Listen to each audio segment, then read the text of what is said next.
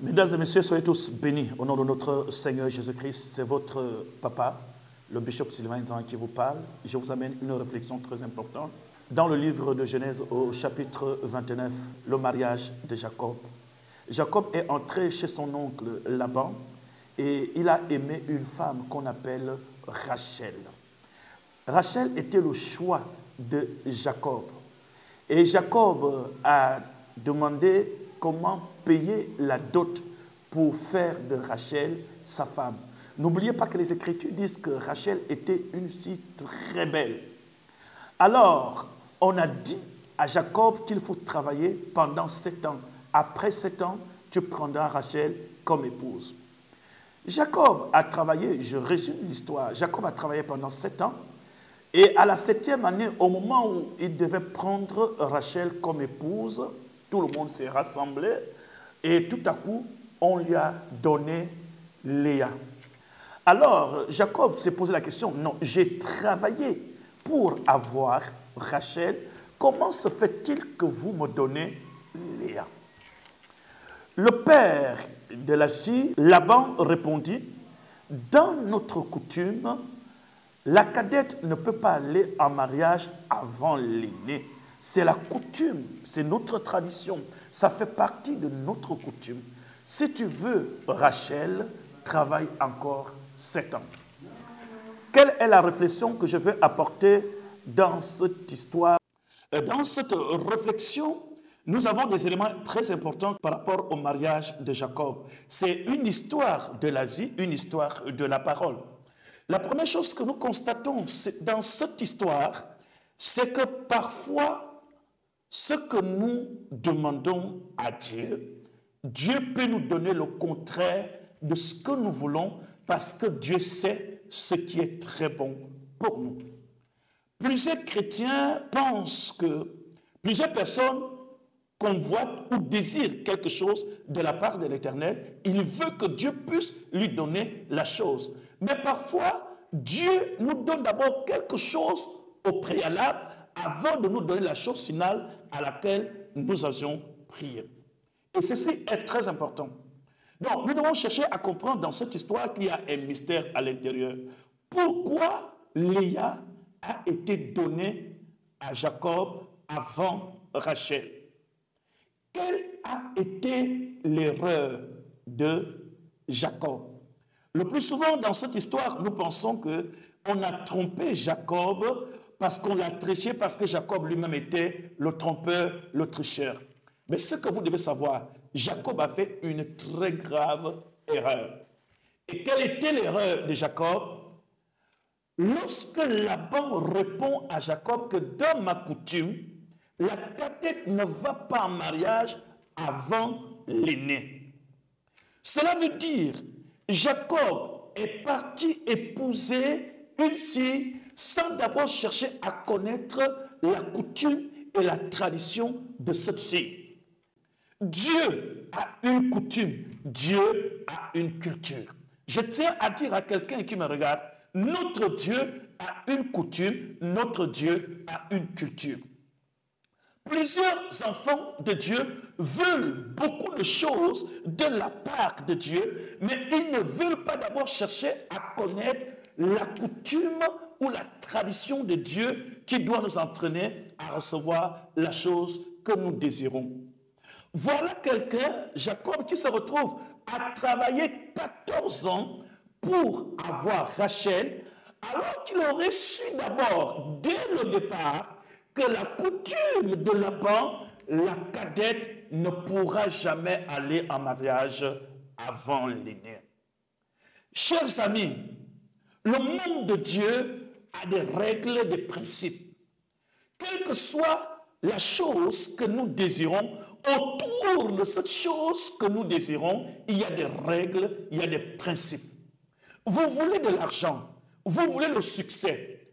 Ce n'est pas en évitant des problèmes que vous allez avoir votre succès, mais c'est en affrontant des problèmes qui sont face à vous.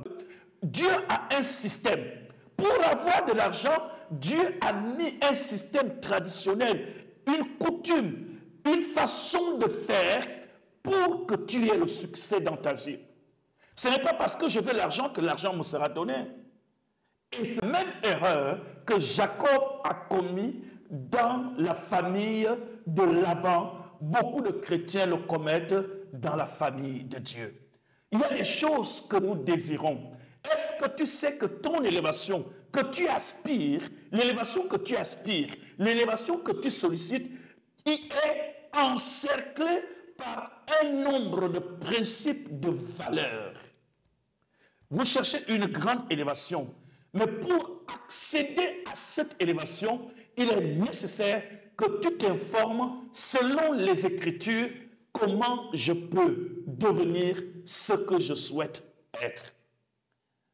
Si vous ne vous attachez seulement qu'à ce que vous voulez, sans laisser le Saint-Esprit vous ouvrir les yeux et de pouvoir voir que ce que vous désirez absolument a un prix. Rachel était très belle, mais n'oubliez pas que des bonnes choses ont toujours un prix et un prix très élevé à payer. Vous voulez être un pasteur qui influence sa génération. Le succès dans le ministère a un prix de la consécration que nous devons payer. Chaque chrétien doit s'investir spirituellement dans la dimension de la consécration pour atteindre ou bien pour recevoir la dimension de la part de Dieu dont il aspire. Ceci était l'erreur de Jacob. Et je ne souhaite pas que ceux qui me regardent aujourd'hui, vous commettez la même erreur que Jacob a commis. Quelle était l'erreur de Jacob? Il n'a pas cherché à connaître la coutume de Jacob avant de travailler pour Rachel. Tout ce qui l'intéressait, c'était la beauté de Rachel et faire de Rachel sa femme. Voilà pourquoi il a travaillé 14 ans pour avoir cette Rachel. Voilà pourquoi il a pensé qu'après avoir travaillé 7 ans, il pouvait avoir Rachel. On ne peut pas avoir Rachel après 7 ans. On ne peut avoir Rachel qu'après 14 ans. La seconde leçon qui nous a été donnée dedans, c'est Léa. Léa n'était pas prédisposée à être la femme de Jacob parce qu'elle avait les yeux délicats. Elle n'avait certainement pas cette beauté physique qui pouvait attirer les regards de Jacob. Mais dans la lignée de Léa, est né Ruben par sa servante, est né Ruben dans la vie de Léa, est né Ruben, Lévite et Juda. Voyez-vous, Juda a le bâton de la royauté. Jésus-Christ est de la tribu de Juda. Certes, Léa avait des yeux délicats. Léa n'avait rien pour attirer les regards d'un homme. Mais elle possédait en elle le plan divin qui devait héberger le Fils de Dieu qui devait descendre de la tribu de Juda. Juda n'est pas sorti de la lignée de Rachel. Juda est sorti de la lignée de Léa. Est-ce que quelqu'un me comprend? Vous ne pouvez pas savoir et connaître, quelle que soit votre attitude, quel que soit le regard que les gens ont pour vous, vous portez dans vos reins une promesse très importante. Rachel est la femme que les gens désirent à cause de leur beauté. Par contre, Léa est la femme qui est dans le plan de Dieu pour que les desseins de l'Éternel s'accomplissent. Si vous avez été Léa dans votre ministère, vous avez été rejeté. Les gens pensent que vous êtes la personne la plus oubliée, la personne la plus rejetée. Mais je vous dis, dans le rejet que les gens ont sur vous, l'or peut sortir de toi. N'oublie pas que pour avoir de l'or pur, il faut se mêler avec la boue. Le bijoutier ne connaît pas les étapes que l'or traverse pour se retrouver dans sa boutique. Seul l'orpailleur qui se mélange à la boue, il perd l'éclat de sa beauté, mais à l'intérieur de cette boue, il fait sortir quelque chose qui brille, qui a de la valeur. Laissez-moi vous dire, les choses qui ont de la valeur pure ne sont pas au regard des hommes. Ils sont plus profonds que le regard des hommes. Et Léa était ce tord qui est très profond, qui n'avait pas d'apparence ni de beauté, mais elle avait en elle Judas et Lévi, le sacrificateur.